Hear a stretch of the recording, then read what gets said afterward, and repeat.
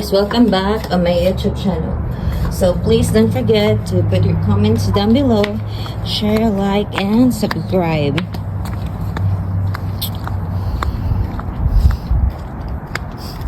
So for today, I'm gonna go alone on that dark area.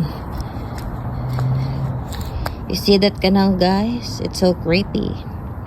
But if there's a head that was being cut off, I'm gonna do the walking because my family went all outside yesterday and especially today. But since I'm there at the whole day, so I need to walk right now because last night the whole day I don't. Hala, narinig nyo yan, guys? Nakakatakot. Gulat ako.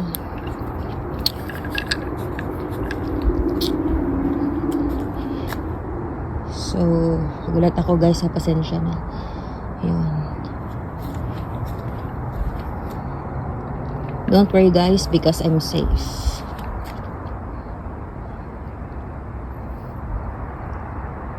So, it's dark in here, guys. So, need to on my flashlight.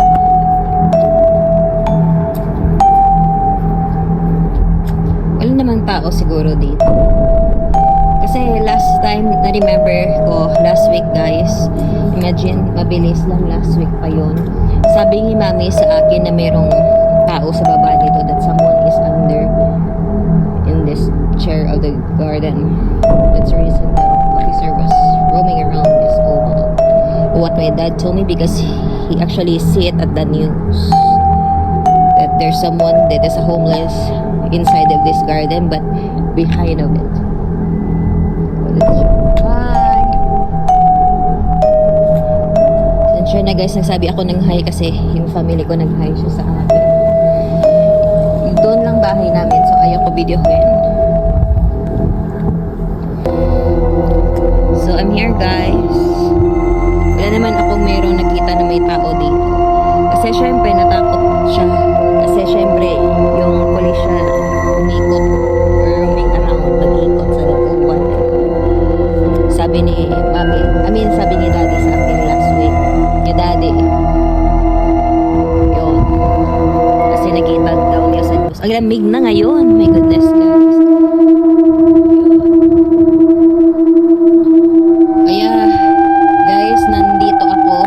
Meron ako flashlight kasi at meron ako self-defense para maprotektahan ko yung sarili ko. Self-defense flashlight ito, guys, so legal to. Ibig sabihin pwede ito na magamit kasi pwede naman siya sa country namin dito sa USA o dito sa Amerika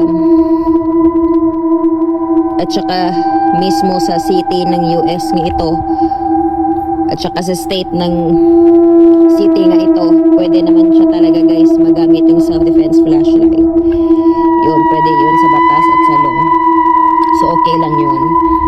Para matiligtas ko ang sarili ko sa mamamatay na tao at saka sa rapist. Kasi maraming serial killer, guys. There's a lot of serial killer all over the US.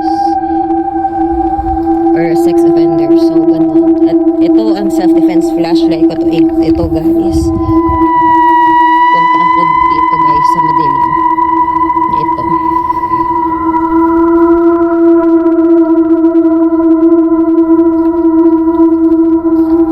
Wala naman ako, guys, may nakita nga tao dito sa Bakuran Garden yun.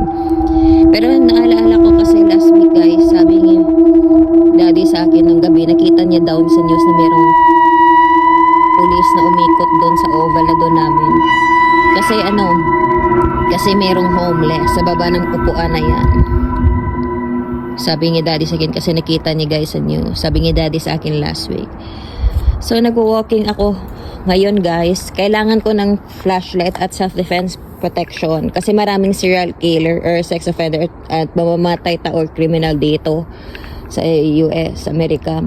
Mas delikado pala dito sa US kumpara sa Pilipinas dyan sa atin kasi dito sa US, sinadya nila talaga pumatay ng tao.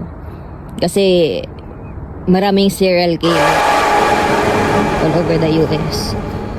So, kailangan mo talaga kahit saan ka magpunta, kailangan mo talaga ng self-defense para hindi mapanganib yung sarili mo at ang buhay mo at hindi ka mapahamak sa kasamaan. Sa lahat ng subscribe sa akin guys, love you all. Wag naman kayo mag-unsubscribe or kung mag-ano lang guys, mag-watch lang. Pa-subscribe naman kayo. Walking ako kasi the whole day guys, hindi ako nakipag walking kasi nandun ako sa bahay. Pero before yesterday, I do. Pero kahapon hindi. Kasi, wala lang kasi nakakapagod. At ang sobrang, basta ang init. Kapag araw. Gabi naman ako pero gusto ko sana kahapon. Early pa before, pero okay lang.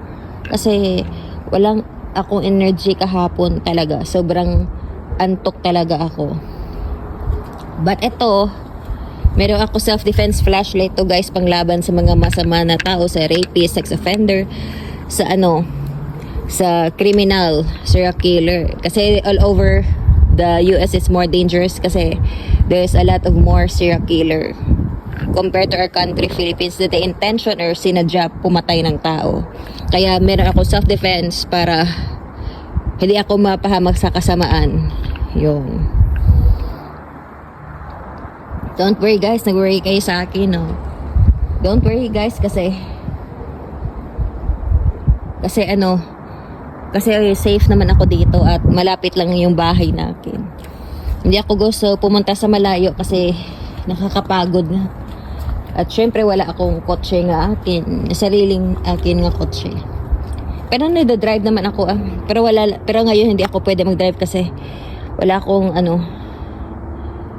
pero years ago na yun wala akong license. Pero matagal na yun na nag-drive ako. Matagal na yun. Pero ngayon hindi na ulit. Kasi iba yung rules nila dito kapag mag-drive ka dito sa city namin. May ibang rules yan guys. Ito guys, self-defense flashlight ko. Kailangan ko ito. Self-defense flashlight panglaban sa mga kasamaan, mamamatay tao nga serial killer. Kasi ang serial killer, sinadya nila pumatay ng tao. Kaya meron ako self-defense flashlight. Kasi dito sa US guys, all over the US it's more dangerous kasi mas maraming mamamatay tao, sinadya nila pumatay ng tao kasi serial killer. Mas delikado kumpara sa atin. Kumpara sa atin sa Pilipinas.